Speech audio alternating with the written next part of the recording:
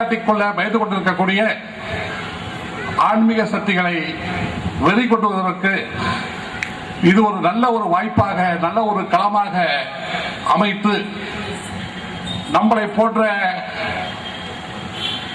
நல்ல ஒரு நாகை நகரத்திலே பல அரியதொரு சேவைகளை மக்களுக்காகவும் ஸ்தாபன ரீதியாகவும் தொழில் ரீதியாகவும் செய்து கொண்டிருக்கிறதை கொண்டும் இங்கே நல்லதொரு கல்விக்கூடத்தை நடத்தி கொண்டிருக்கக்கூடிய சுவாமி சின்மயா மிஷின் அதனுடைய தலைவர் சுவாமி ராமகிருஷ்ணா நந்தா அவர்கள் தலைமையிலே இங்கே மாபெரும் பொதுக்கூட்டமானது நடைபெற்றுக் கொண்டிருக்கின்றது.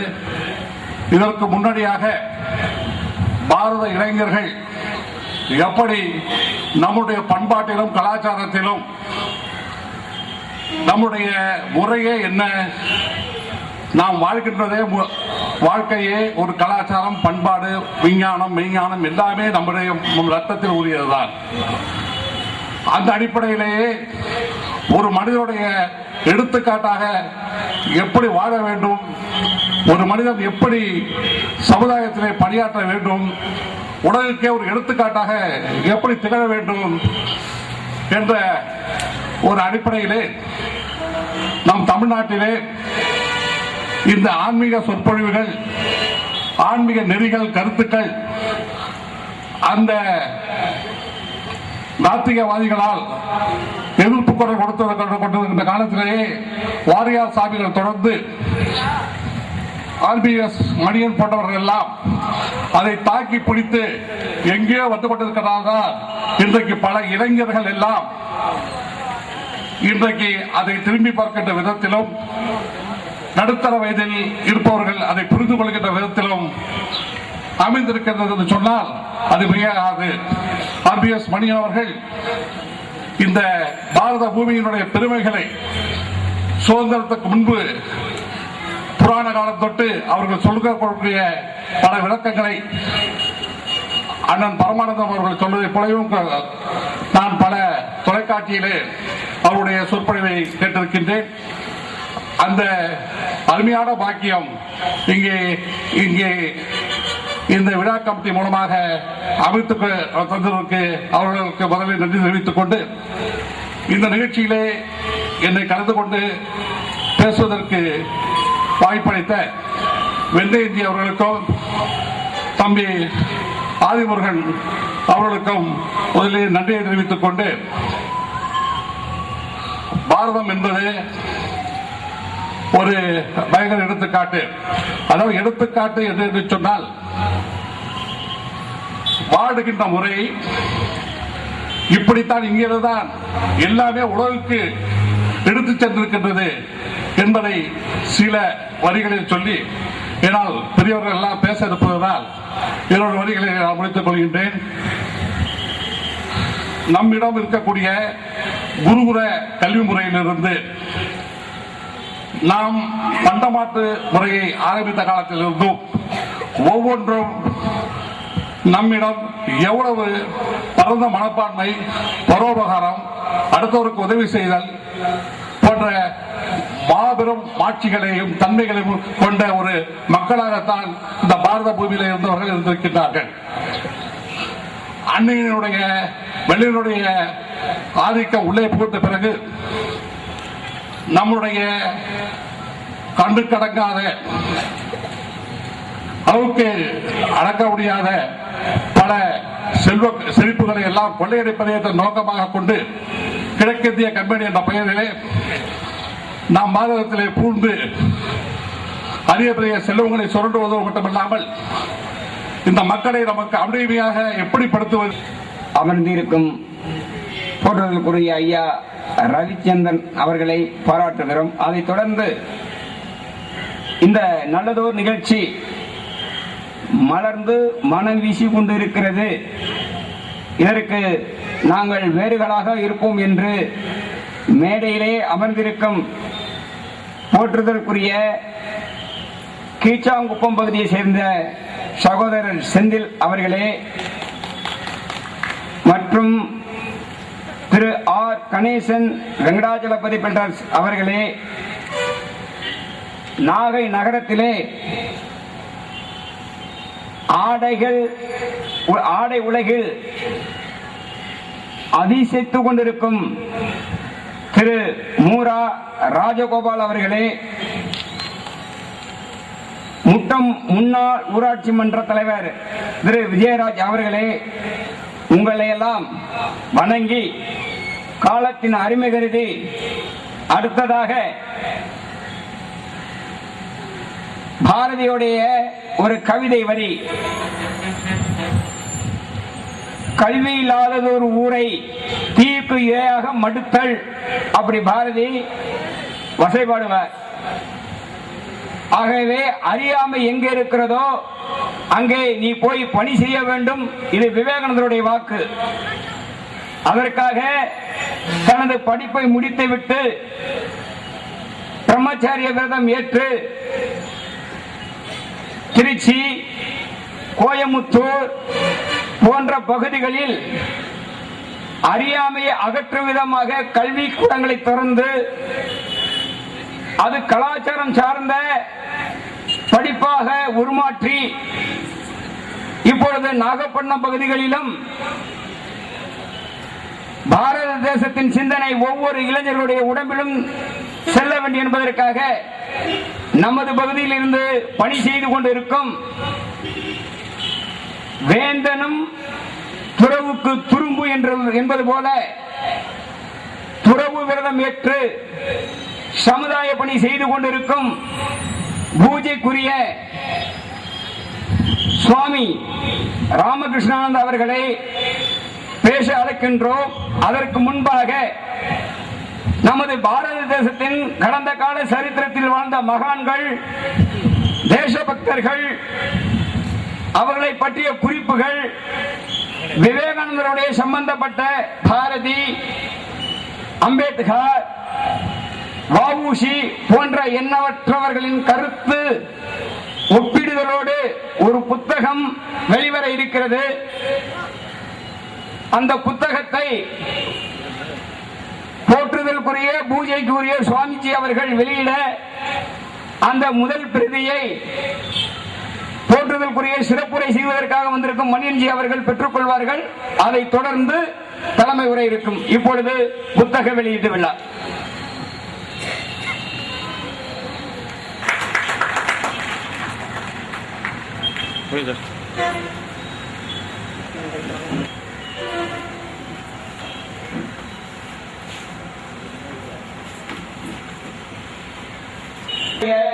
நாகப்பட்டினம் மாவட்டத்துடைய இணைச் செயலாளராக இருந்து பணிபுரிந்து கொண்டிருக்கும் சித்திரவேல் அவர்களிடம் கிடைக்கும் வாங்கிக் கொள்ளலாம்.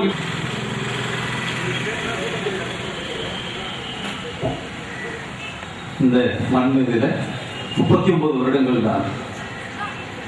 39 வருடங்கள்ல ஒரு மனிதன் சாமானிய மனுஷன் தான். இப்பொழுது பூஜைக்குரிய சுவாமி அவர்களை பேச அழைக்கின்றோம். இந்த மண்மீதில 39 வருடங்கள் தான். 39 வருடங்கள்ல ஒரு மனிதன் என்ன சாதிக்க முடியும் அப்படின்னு அவருடைய சரித்திரத்தை படிச்சா ஒரு ஆச்சரியம். சாமானிய மனுஷன் 39 வருஷத்துல தான் தன்னுடைய வாழ்க்கையை ஆரம்பிப்பான். வாழ்க்கை என்ன புரிய ஆரம்பிக்கும். மெச்சூரிட்டி ஸ்டார்ட் ஆகும். 39 வயசுக்குள்ள வாழ்க்கையை முடிச்சுட்டு ஒரு பிரம்மாண்டமான ஒரு இம்பாக்டை ஏற்படுத்தி கொண்டு தன்னுடைய வாழ்க்கையை முடித்து விட்டார் சுவாமி விவேகானந்தர்.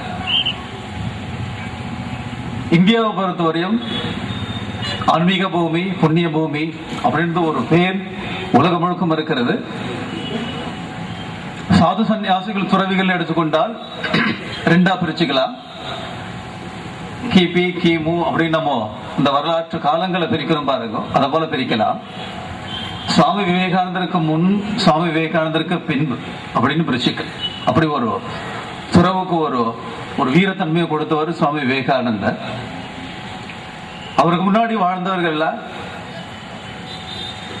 வீடுகளில் வாழ்ந்து மனைவி மக்களோடு வாழ்ந்து அறம் பொருள் இன்பம் வீடு அப்படின்னு 4 புருஷார்த்தங்கள் பேச நம்முடைய சாஸ்திரங்கள். அறம் பொருள் இன்பம் வீடு, அறம் பொருள் இன்பம் இது இல்லறத்துல இவர்கள் துய்த்து விட்டு இரவு நாடி போகக்கூடிய அந்த ஒரு பகுதிக்கு வீடு, விடுதலை, சன்னியாசம், துறவின்னு. அப்படி ஒரு மரத்தடியில இருந்து எங்கேயாவது கோயில்கள்ல இருந்து நதிகளை ஸ்நானம் பண்ணி எங்கேயோ காட்டுக்குள்ள தபசு பண்ணி இறைவனோடு ஒன்றுபட்டு தன்னுடைய என்ன உடலை உகுக்கிறார்கள். இது ஸ்டைல். விவேகானந்தருக்கு முந்தான ஸ்டைல். சாது சன்னியாசிகள் இப்படிதான் சமூகத்துக்கு வேலை பண்ணணும் அப்படின்னு சாஸ்திரங்களும் அப்படி ஒரு விதிகள் இல்லை. பகவத்கீதையிலே பகவான் சொல்றான், யஸ்வாத்மத்ரியவஸ்யாத் ஆத்ம திருப்தஸ்ச மானவஹ ஆத்மன்யேவ சந்துஷ்டா தஸ்ய காரியம் ந வித்யதே. எவன் ஆத்ம தரிசனம் செய்தானோ அவன் தன்னுடைய குடும்பத்துக்கும் சமூகத்துக்கும் எந்த விதமான கடமைகள் செய்ய வேண்டிய அவசியம் இல்லை. தஸ்ய காரியம் ந வித்யதே, அவசியம் இல்லை. விவேகானந்த சுவாமி 20-25 வயதுக்குள்ளே இறைவனை உணர்ந்தவர். ராமகிருஷ்ண பரமஹம்சருடைய ஒரு தொடர்பால் இறைவனை கண்டிட்டார், மூழ்நிலை அடைந்து விட்டார், நிறைநிலை எய்து விட்டார். இனி அவருக்கும் இந்த சமூகத்துக்கும் உலகத்துக்கும் சம்பந்தம் இல்லை. இருந்தாலும் தான் அடைந்த அந்த முக்தி ஸ்திதி அப்படி ஒரு எப்படி சொல்ற ரிசர்வேஷன் மாதிரி அதை வச்சு எழுந்தார். எழுந்து 9 வருடம் தான் அடைந்த அந்த முக்தி அப்படி ஓரம் வச்சு 9 வருடம் இந்தியாவுக்காக போராடினார், இந்தியாவுக்காக பாடுபட்டார். அப்பேற்பட்ட ஒரு துறவி சமூகத்துக்கு வந்தார், நாட்டுக்கு வந்தார், உலகத்துக்காக வேலை செய்தார். அவருக்கு பின்னாடி வரக்கூடியவர்கள் இந்த மிஷனரி ஆஸ்பெக்ட் எடுத்துக்கொண்டு துறவு நெறியிலும் இருந்து கொண்டு சமூகத்துக்கும் பாடப்படக்கூடிய ஒரு ஸ்டைல சுவாமி விவேகானந்தர் உலகத்துக்கு இன்ட்ரோடியூஸ் பண்ணார். அப்பேற்பட்டவர் சுவாமி விவேகானந்தர்.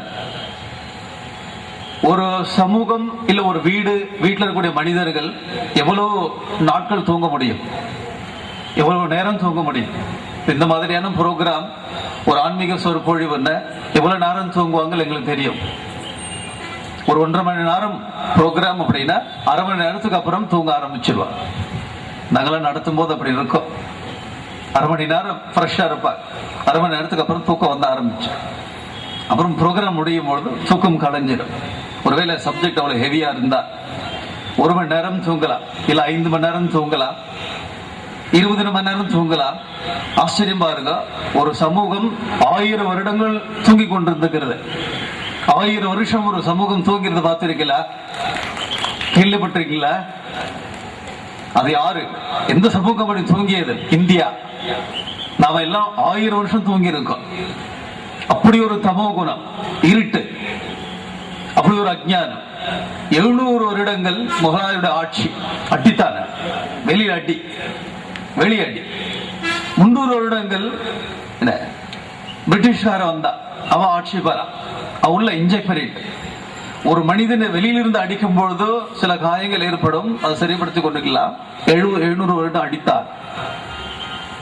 உள்ளுக்குள்ள வந்து பையா பேசினார்கள், இந்த எஜுகேஷன் சிஸ்டத்துல மாத்திட்டான், குருகுல சிஸ்டத்தை மாத்தி அவருடைய சிஸ்டத்தை கொண்டு வந்துட்டார்.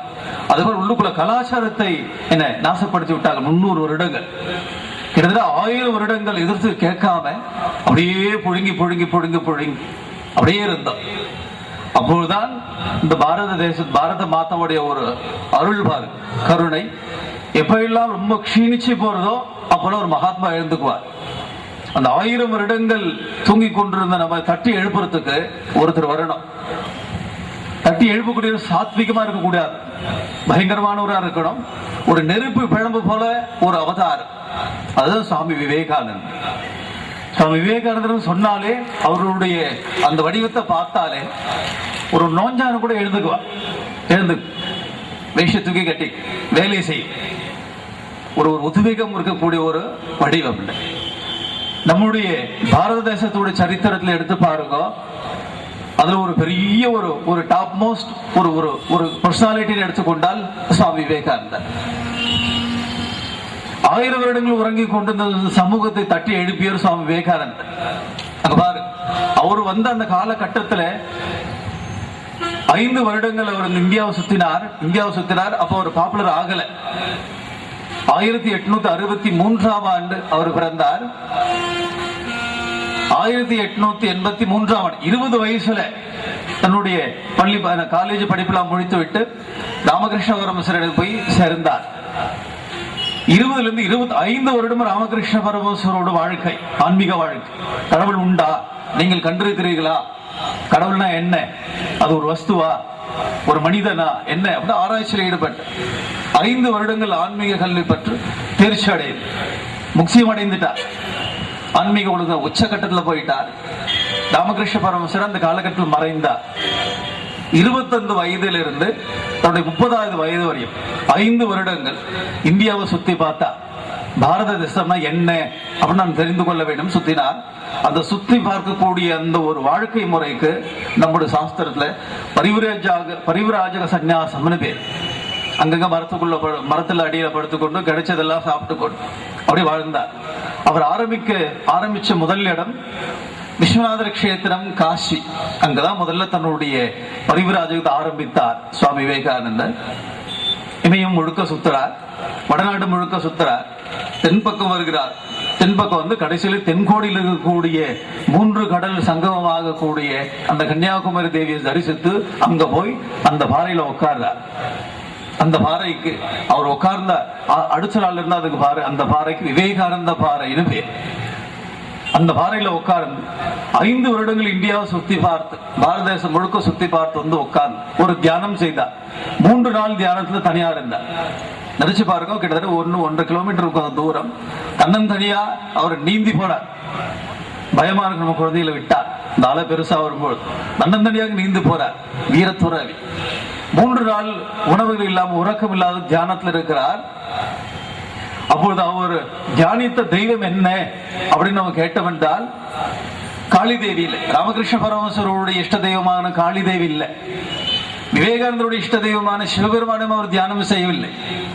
ராமரை தியானம் செய்யல, விஷ்ணு தியானமும் செய்யல. 33 கோடி தேவர்கள் நம்முடைய இந்து சாஸ்திரம் சொல்றது, அந்த தியானமும் செய்யல. ஒரு தேவதையை தியானம் செய்தார். அந்த தேவதை தான் பாரத மாதா. அந்த பாரத மாதாவுடைய பாதத்துல உட்கார்ந்து கூட அப்படியே காஷ்மீர்ல இருந்து கன்னியாகுமரி அப்படி பறந்து ஒரு வடிவம் போல இருக்கு பாருங்க.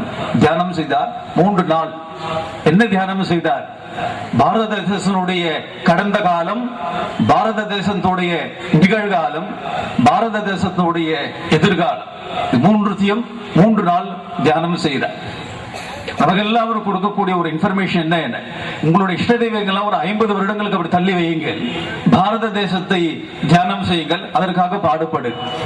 இதையே ஒரு படமாக வைத்துக்கொண்டு பூஜை அறையில வைத்துக் கொண்டு அதை பூஜை செய்து அதுக்கு நீ வழிபட்டு அதற்கு சேவை செய், இதுவே உனக்கு மோட்சத்தை கொடுக்கும் அப்படின்னு ஒரு புதுவிதமான பாதையை போட்டார் சுவாமி விவேகானந்தர்.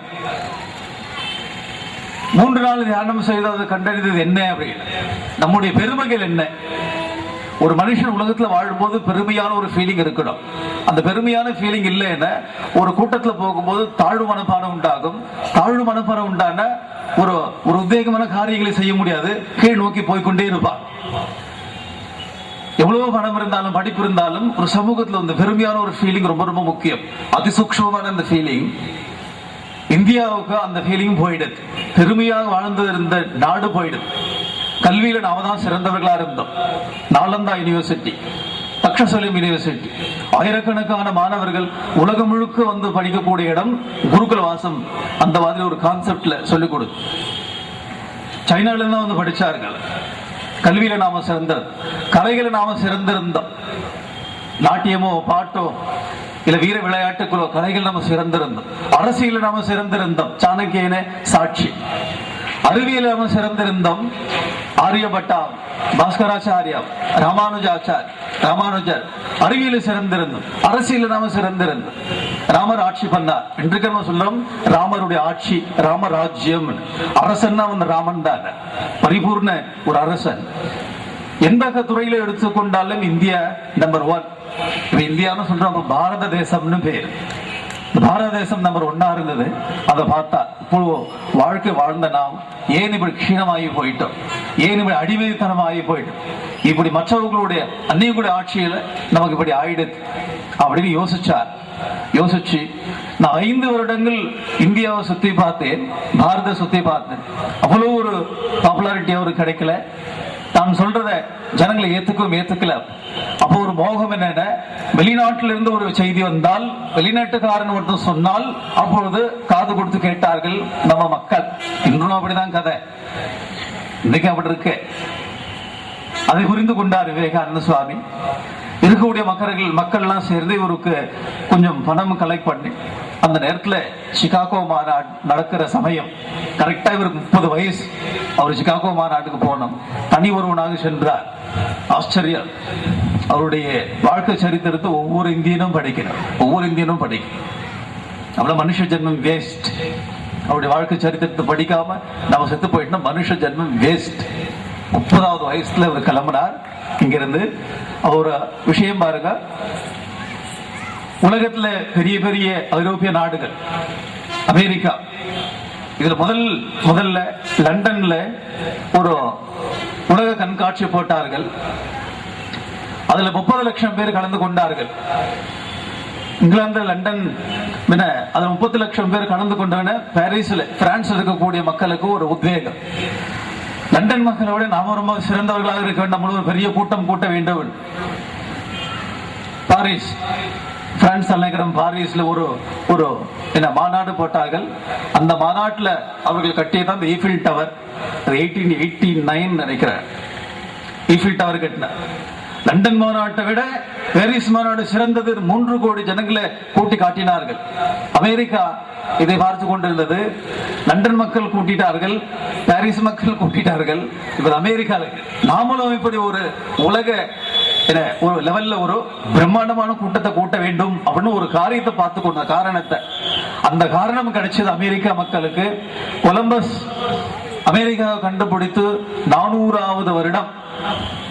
சுவாமி விவேகானந்தர் 1863வது வருடம் பிறந்து 1893, 30 வருஷம் அவருடைய வாழ்க்கை தயாராக இருக்கிறார்.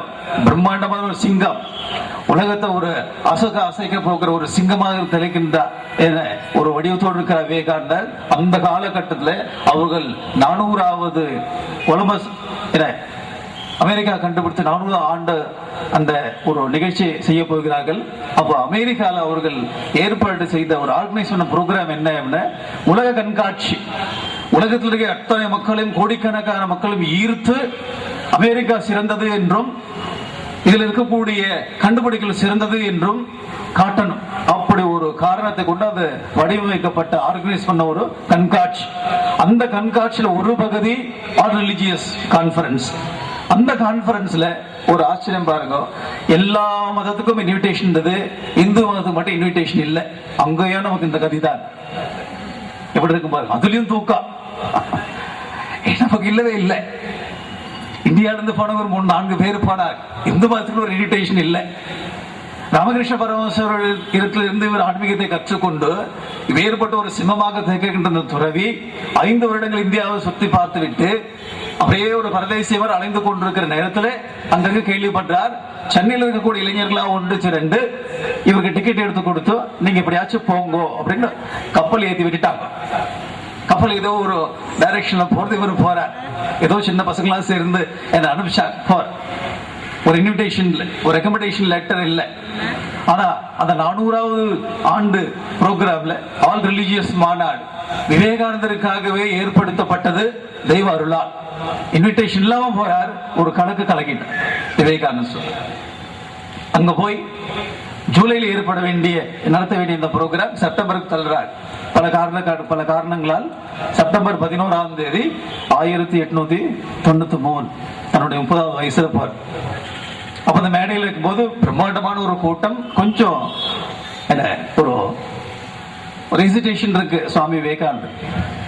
வேறுபட்ட மகாத்மாக்கு அப்ப ஏற்பட்ட பிரம்மாண்டமான கூட்டத்தில் பேசுனதில்லை. அப்புறம் பேசுகிறேன் தள்ளி கொண்டே வருகிறார். அவருடைய நேரம் வருது, இப்ப நீங்க பேச முடியாது. சுவாமி விவேகானந்தர் எழுந்துகிறார். வேறுபட்ட ஒரு காவி உடை, ஒரு பிரம்மாண்டமான ஒரு ஆக்ரோஷமான ஒரு அப்படி சொல்ல முடியாது, ஒரு கம்பீரமான தோற்றம். எழுந்து மேடைக்கு வந்து 3 நிமிட பேச்சு தான் அவருடைய. நீங்க பேச்சை பார்த்தீங்கன்னா சிகாகோ மாநாடு பேச்சு 2-3 நிமிடத்துல அதை படிச்சிடலாம். அந்த மாநாட்டை ஒரே ஒரு வசனத்தினால தன்னுடைய பாதத்துக்கு கீழே கொண்டு வந்துடுறார். அந்த வசனம் என்ன நமக்கு ரொம்ப பாப்புலர் தெரியும். அமெரிக்கன் சிஸ்டர்ஸ் அண்ட் பிரதர்ஸ் முடிஞ்சது. உலகமே தன்னை வசப்படுத்தி விட்டார். அமெரிக்கன் சிஸ்டர்ஸ் அண்ட் பிரதர்ஸ் முடிஞ்சு. அதுக்கப்புறம் அவருடைய பேச்சு 3 நிமிடங்கள் உலகத்தை தன்னுடைய கட்டுப்பாட்டுக்குள்ள கொண்டு வந்திருந்தார். உலகத்தை ஒரு அசைச்ச ஒரு மகாத்மா வீரத்துறவி சுவாமி விவேகானந்தர்.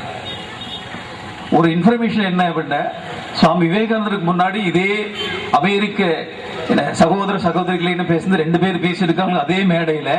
சுவாமி விவேகானந்தர் 3ஆவதாக பேசினார். அந்த ஸ்டேட்மெண்ட் அவ ஏற்கனவே பேசின இவருக்கு கொடுக்கப்படாத இந்த கைத்தட்டல் ஏன் இவருக்கு கொடுக்கப்பட்டது, இவர் ஏன் இப்படி ஒரு புகழனுடைய உச்சிக்கு சென்றார் அப்படின்னா, அவருடைய ஆன்மீக பலத்திலிருந்து இதே சேர்ந்து வந்த வார்த்தைகளா அமெரிக்கன் சிஸ்டர்ஸ் அண்ட் பிரதர்ஸ். அங்க கூடியிருந்த அத்தனை மக்களுடைய இதயத்தை போய் தொட்டுதான். அதான் என்ன சத்தியத்திலிருந்து வரக்கூடிய வார்த்தைகள் மனுஷ இதயத்தை தொடுறது, அது பெரிய ஒரு இம்பாக்ட் ஏற்படுத்தும். அங்கே போய் 5 வருட காலங்களாக இந்தியாவில் பாப்புலர் ஆகாத சுவாமி விவேகானந்தர் அங்க போய் ஒரு கலக்க சுவாமி அற்புதமான ஒரு பேச்சாற்ற, எல்லா இடத்துல இன்விடேஷன். பொறாமையும் பட்டார்கள் அவருக்கு, அவர் மேல அவரை தடுத்தார்கள் பல பேர். அவருடைய வாசங்கள் வெளியில போக கூடாது, அதையும் மீறி கொண்டு ஒரு அற்புதமான வேலையை செய்தார் சுவாமி விவேகானந்தர். கிட்டத்தட்ட 4 வருட காலங்கள் அமெரிக்காவில் இருந்து இது இந்து சனாதன தர்மத்தை நிலைநாட்டினார். அப்போதான் நம்முடைய பாரத தேசத்தில் இருக்கிற மக்கள் எல்லாம் கேள்விப்பட்டார்கள், யாரோ ஒரு இந்து சுவாமி அங்கே ஒரு பிரம்மாண்டமான வேலையை செய்து கொண்டிருக்கிறான்னு கேட்கும் போதுதான் தெரியும், இவரை நாங்க பார்த்திருக்கிறோமே, இவரை கேள்விப்பட்டிருக்கிறோமே. அப்ப நம்ம நாட்டு அடையாளம் கண்டுபிடிக்க முடியாத சுவாமி விவேகானந்தர் வேற்று நாட்டாரால அடையாளம் காணப்பட்டு அங்கிருந்து இங்கே வரும்பொழுது இவருடைய வரவேற்பு அதிசயமா இருந்தது. 4 வருட காலங்கள் 4.5 வருட காலங்கள் அங்கு வேலை செய்துவிட்டு அதுக்கப்புறம் இந்தியா நம்முடைய தேசத்துல வந்து சேர்ந்தார். இங்க ஒரு 2 வருஷம் இந்தியா முழுக்கம் சுத்தி பிரச்சாரம் செய்கிறார். தூங்கி இருந்த மக்களை எழுப்பினார். வெளியிலிருந்தும் அடிச்சார், உள்ளே வந்து அடிக்க எல்லார் எழுந்துக்கோ எழுந்துக்கோ எழுந்துக்கோ. வீரவச்சனங்கள் எல்லாம் அத்தனை வீரவச்சனங்கள். கதோபனிஷத் வேதத்தினுடைய ஒரு உபனிஷத் கதோபனிஷத், அதுல ஒரு மந்திரம் உத்திஷ்டத ஜாகிரத பிராப்யவரான் நிபோதத க்ஷுரஸ்யதாரா நிஷிதா துரத்ய துர்கம் பதஸ்த கவயோ வதந்தி என்ற வேத மந்திரம். இந்த வேத மந்திரத்தை உத்திஷ்டத ஜாகிரத அந்த ஒரு ஃபர்ஸ்ட் ஸ்டேட்மெண்ட் மட்டும் எடுத்துக்கொண்டார் சுவாமி விவேகானந்தர். அவருடைய வாழ்நாள் பூரா மந்திரமாக பயன்படுத்தினார். எழுமி விழுமி, அரைஸ் அவே அரைஸ் அவே, எங்க போனாலும் இல்லை எழுப்பினார். பாரத தேசத்துக்கு ஒரு அவேக்கனிங் கொண்டு வந்தவர் சுவாமி விவேகானந்தர். அவருடைய அவேக்கனிங்ல அங்கங்க ஒரு சுதந்திர தீ பற்றியது. அதுல இருந்து உண்டான மகாத்மா காந்தி, சுபாஷ் சந்திர போஸ், ரவீந்திரநாத் தாகூர், அதற்கு பிற்பட்ட காலத்துல பாரதியார் போன்ற பேர்பட்ட மகாத்மாக்கள் சுதந்திர போராட்ட வீரர்கள் தோன்றி சுதந்திரத்துக்காக பாடுபட்டு 1000 வருடம் அடிமையாக இருந்த பாருங்க. அந்த அடிமை தடுத்து மீட்டார்கள் மகாத்மா காந்திஜியுடைய தலைமை.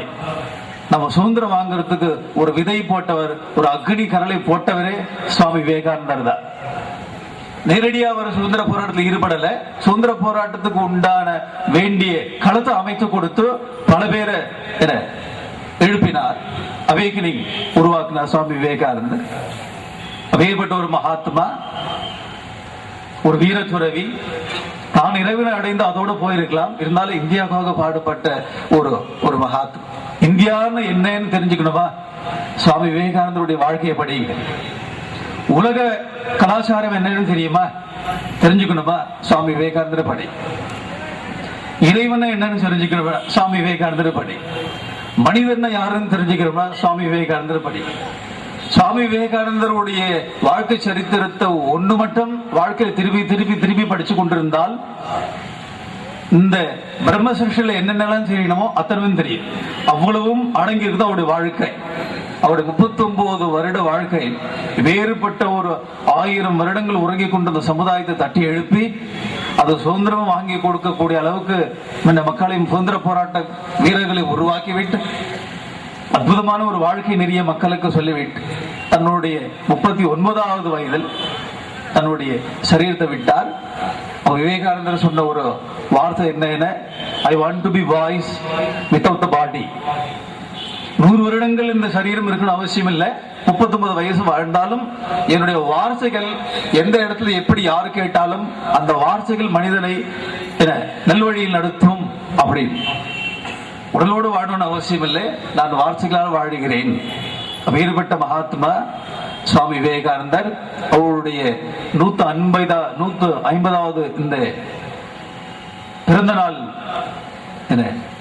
புரோகிராம் இதை இந்தியா முழுக்க RSS ஒரு கிளையாக இருக்கக்கூடிய சேவா பாரத் எடுத்துக்கொண்டு ஒரு அற்புதமான ஒரு ஆர்கனைசேஷன், நல்ல ஆர்கனைஸ் பண்ணி, இந்தியா லெவலில் ஆர்கனைஸ் பண்ணி, ஸ்டேட் லெவலில் பண்ணி, டிஸ்ட்ரிக்ட் லெவலில் பண்ணி, அது இவ்வளோ லெவலில் பிளான் பண்ணி அது ரொம்ப சிறப்பாக நடத்தி கொண்டிருக்கிறார்கள்.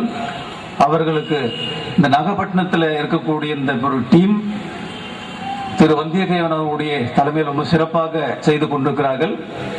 ஜனவரி 12 ஒரு நாள் செய்ய வேண்டிய ப்ரோக்ராம் இல்லை, ஒரு வருடம் முழுக்க பிளான் பண்ணி செய்து கொண்டிருக்கிறார்கள். அப்படிப்பட்ட அந்த டீம், அந்த சேவா பாரதியுடைய கிளை டீம் இதற்காக சேவாபாதிலிருந்து தனியாக வெளியில் வந்து விவேகானந்தருக்காக ஒரு குழு அமைத்து செய்கிறார். அற்புதமான டீம். நம்ம எல்லாருமே ஒரு அற்புதமான கரகோஷம் எழுப்பி இப்பேற்பட்ட அந்த டீமை அப்ரிஷியேட் பண்ணோம். எல்லாம் இதை இனிஷியேட் பண்ணதுக்கு யாரும் இல்லை. விவேகானந்தர்னு ஒருத்தர் பிறந்தாருடைய கண்ட்ரியில தனியா நீ அந்த அப்பேற்பட்ட அந்த கண்ட்ரியில வாழ்ற, அவருக்காக என்ன செஞ்ச, நன்றிய உணர்ச்சி எப்படி காட்டினாய் அப்படி